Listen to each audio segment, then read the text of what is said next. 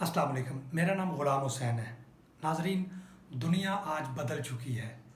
आज दुनिया में उस फ़र्द की इज़्ज़त होती है जिसके पास पैसा है, जो माशी तौर पर एक स्ट्रॉन्ग आदमी है। ग्लोबली भी अगर देखा जाए तो दुनिया में उस मुल्क की ही इज़्ज़त की जाती है जो माशी तौर पर स्ट्रॉन्ग हो। दुनिया उसके साथ चलना चाहती है, दुनिया उसके साथ अच्छे ताल्लुकात की उम्मीद भी रखती है और अच्छे ताल्लुकात चाहती भी है। नाजरीन, 12 जुलाई 2022 को एक रिपोर्ट शाया होती है जिसमें ये बताया जाता है कि दुनिया की इकॉनमी इस वक्त 104 ट्रिलियन डॉलर से क्रॉस कर गई है। नाजरीन, जब भी किसी मुल्क की इकॉनमी बढ़ती है तो उसके जो बुनियादी तौर पे फ़ायदे होते हैं उससे वो टैक्स कलेक्ट होता है लोगों से, मतलब टैक्स कलेक्ट होता है, वो मुल्क की जो ज़रूरियात होती है उस पर लगाया जाता है। जैसा कि सेहत के ऊपर लगा दिया जाता है, तालीम के ऊपर लगा दिया जाता है। इस तरह जो बुनियादी ज़रूरियात होती हैं वो गवर्नमेंट उसके ऊपर पैसा लगाती है तो वो मुल्क खुशहाल हो जाता है। अब अगर पाकिस्तान की इकॉनमी की बात की जाए तो पाकिस्तान की इकॉनमी, जो दुनिया ने इस वक्त चार्ट एक शाया किया जिसमें पूरी दुनिया की 104 ट्रिलियन की इकॉनमी शो हो चुकी है, उसमें पाकिस्तान का कहीं दूर दूर तक नाम ही नहीं है। पाकिस्तान की अगर आप टोटल इकॉनमी की बात करें तो ये 292 बिलियन डॉलर के ऊपर हम फॉल कर रहे हैं और 2024 में पाकिस्तान की ये इकॉनमी 310 बिलियन डॉलर पर चली जाएगी। पाकिस्तान की अगर हम ग्रोथ रेट की बात करें तो ये 5.7 से कम होकर 4% पे चला गया। दुनिया में दूसरे ममालिक की इकॉनमी ग्रो करती है जबकि पाकिस्तान की इकॉनमी नीचे जा रही है। हम दुनिया का मुकाबला करना चाहते हैं लेकिन हम माशी तौर पर मफलूज हैं। माशी तौर पे मफलूज लोग दुनिया में दूसरों का मुकाबला नहीं कर सकते। हम ज़्यादा दूर नहीं जाते, भारत की बात कर लेते हैं, इंडिया की अगर मैं इकॉनमी की बात करूं तो इंडिया की जो इकॉनमी इस वक्त है वो 3.3 ट्रिलियन यूएस डॉलर की है।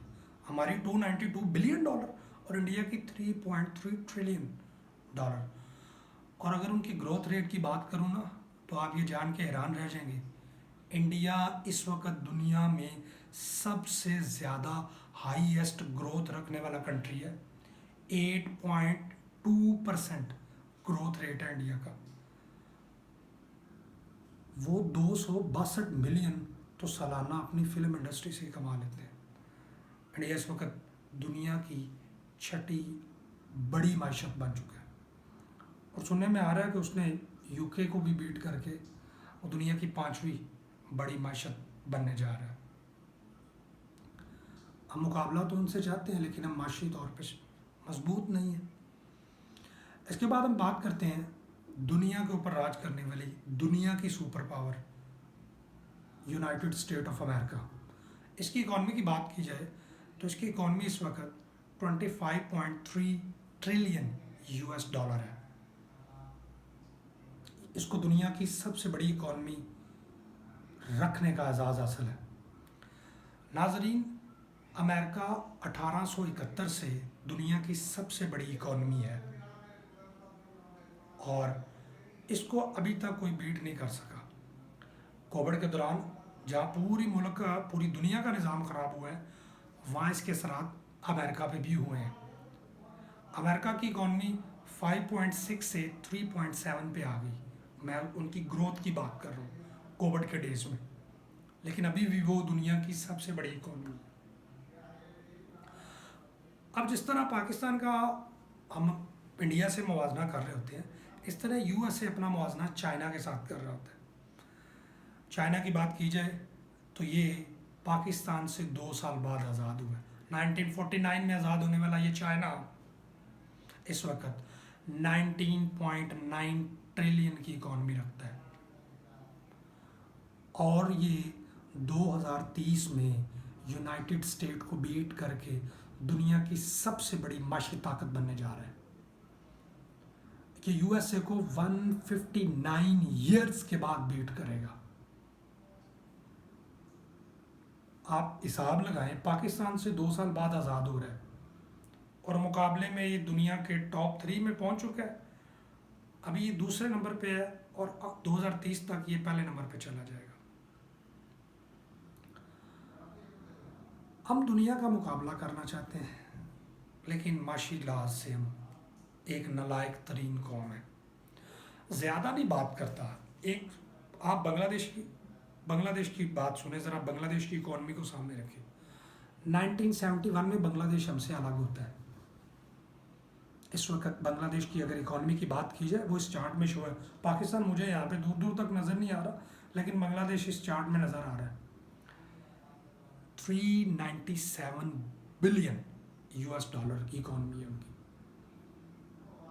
हमसे वो 100 बिलियन अभी भी आगे हैं। वो देख लें, 1971 में अलग हो रहे हैं, हम 1947 में हो गए, और वो हमसे अभी भी आगे हैं। दुनिया में माशी तौर पर कमज़ोर बेहिस ममालिक की कोई नहीं सुनता।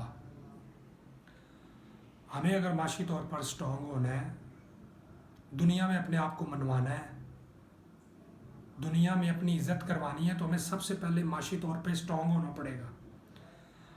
हम 70 साल से मुल्क इसी तरह ही चला रहे हैं। हर साल बाहर के किसी मुल्क से हम कर्जा लेते हैं और वो अपना साल चलाते हैं। साल ख़त्म होता है, अगले साल हमें सेहत, खुराक, मेडिकल, इस तरह की चीज़ें पूरे करने के लिए हमारे साल का बजट ही नहीं पूरा होता। जितना हम बजट बनाते हैं उसमें हमारे पास पैसे कम होते हैं। हम बाहर से लोन लेते हैं और हम मुल्क चलाते हैं।